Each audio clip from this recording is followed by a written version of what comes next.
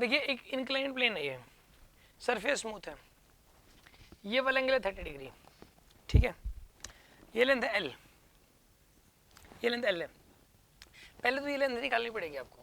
इसके 3 पार्ट्स हैं क्वेश्चन के। ये कह रहा है कि अगर u की वैल्यू 20 होगी तो क्या पूछा है इसने, टाइम पूछा है, find the time taken by the block to reach again at B. ये बी पोजीशन पे, ये बी पोजीशन है, ये बी से चला और वापस बी तक आने में कितना टाइम लगेगा, ठीक है ना। ये जो ब्लॉक है ये ऊपर जाके नीचे आने में टाइम कितना लगेगा ये बताना है। एक तो u की वैल्यू 20 हो तो, दूसरा केस अगर u की वैल्यू 30 हो तो, और तीसरा केस अगर u की वैल्यू 60 हो तो, ठीक है ना। इसके अंदर जो है ना, यहाँ पर ऐसा करो आप, इसके अंदर जो है ना कंपाउंड्स ले लो आप। इधर तो आएगा बताइए mg sin थीटा, इधर क्या आएगा mg cos theta,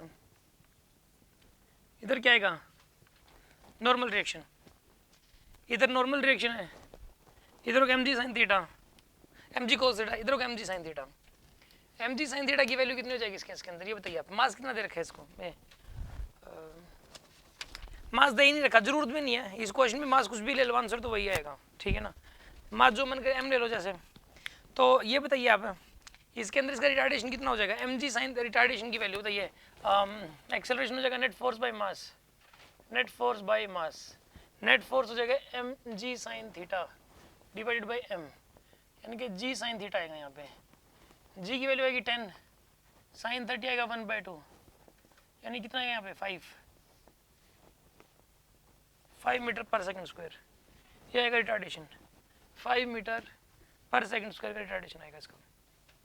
initial velocity 20, ये 20 है, रिटार्डेशन है इसका।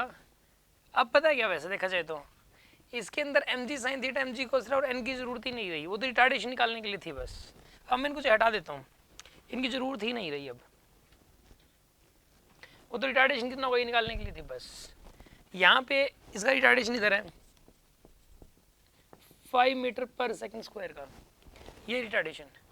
अब इसकी जो वेलोसिटी है वो घटते घटते घटते घटते घटते घटते क्या हो जाएगी यहाँ पे 0, ठीक है। v is equals to u plus a t, v की वैल्यू 0, v की वैल्यू क्या है यहाँ पे 0 है, u की वैल्यू 20 है, a की वैल्यू 5 और टाइम की वैल्यू t। टाइम की वैल्यू कितनी आएगी यहाँ से 4 सेकंड आएगी। 4 सेकंड तो सिर्फ ऊपर जाने में लग गए इसको, अब 4 सेकंड ही नीचे आने में लगेंगे, क्योंकि मतलब सिमिलर मोशन होगी, बिल्कुल सिमेट्री बनेगी। ऊपर जिस रिटार्डेशन से ब्लॉक गया है ना, नीचे उसी एक्सेलरेशन से आएगा। और ऊपर इसलिए ऊपर जितना टाइम लगेगा ऊपर जाने में, नीचे आने में उतना ही टाइम लगेगा, इसलिए कोई फ्रिक्शन है नहीं, फ्रिक्शन है नहीं कोई। अब ऐसा करो, आंसर आएगा 8 सेकंड। पहले पार्ट का आंसर तो आ गया 8 सेकंड्स, फर्स्ट पार्ट का आंसर 8 सेकंड्स आएगा।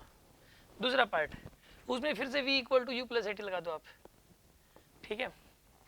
लेकिन है ना ये देख लो आप एक बार, ये कहीं पता चले ये l की वैल्यू निकाल ली क्या हमने, l की वैल्यू निकाल लो एक बार, कितनी आएगी यहाँ पे sin 30 is equals to perpendicular upon hypotenuse 45 by l, ये आएगा 1/2 is equals to 45 by l। l की वैल्यू कितनी आएगी यहाँ से 90 मीटर आएगी, l is equals to 90 metre हो जाएगा यहाँ पे, 90 मीटर आएगा। अब ऐसा करो आप, इस केस के अंदर जो है ना सेकेंड इक्वेशन लगाओ, u t plus half a t square as equal to u t plus half a t square, ये लगाओगे आप। u की वैल्यू है 20, ठीक है, टाइम है 4 सेकेंड, 1 सेकेंड की एक्सेलरेशन की वैल्यू है 5, टाइम का है 4 का स्क्वायर, यानी 80 माइनस में 40 यानी कि 40 मीटर, ठीक है ना, 40 मीटर आएगा यहाँ पे। इस केस के अंदर 40 मीटर आएगा, यानी कि और ये है 90 मीटर टोटल, और 40 मीटर यानी कि कोई बात नहीं है, यानी कि क्रॉस तो होगा नहीं। मैं ये चेक कर रहा था बस कहीं पता चले कि इस 90 मीटर क्रॉस करके गिर गया, ऐसा ना हो।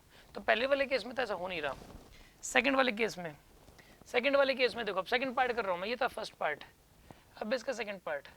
सेकंड पार्ट में v is equal to u plus a t किया आपने, v की वैल्यू पुट करोगे 0, u की वैल्यू पुट करोगे इस बार 30, u की वैल्यू क्या पुट करोगे आप यहाँ पे 30 पुट करोगे, u की वैल्यू 30, a की वैल्यू क्या पुट करोगे 5t, टाइम की वैल्यू आएगी 6 सेकंड।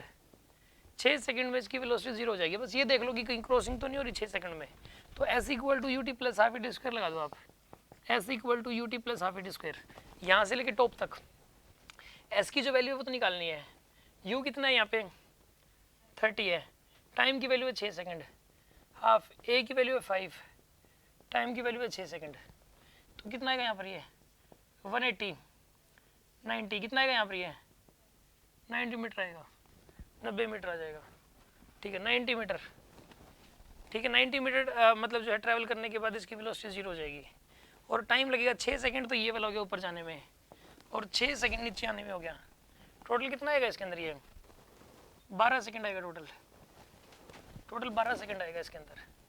ठीक है 12 सेकंड्स। अब u की वैल्यू आपने 60 ले ली, u की वैल्यू कितनी ले ली आपने 60। अब बताओ इसको सोल्व करना आपको,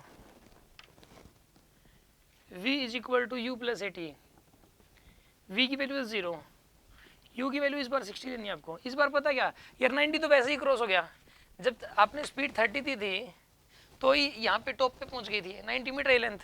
जब आप इससे भी ज़्यादा स्पीड दोगे 60, 30 से भी ज़्यादा 60 तो क्या होगा क्रॉस कर जाएगी, never come back, B position पे कभी वापस नहीं आएगी, नेवर रीच टू बी, इसका आंसर ही आएगा। समझ आ रही है बात आपको। पहले दो ऑप्शंस में जाके वापस आ रही है ये, तीसरे वाले केस में स्पीड इतनी ज़्यादा है कि ये इंक्लाइंड प्लेन को क्रॉस कर देगा और यहाँ से आगे प्रोजेक्टाइल बनेगा। फिर बात समझ आ रही है कि नहीं आ रही है आपको। तो इसलिए नेवर रीच टू बी ये आएगा इसका आंसर। ओके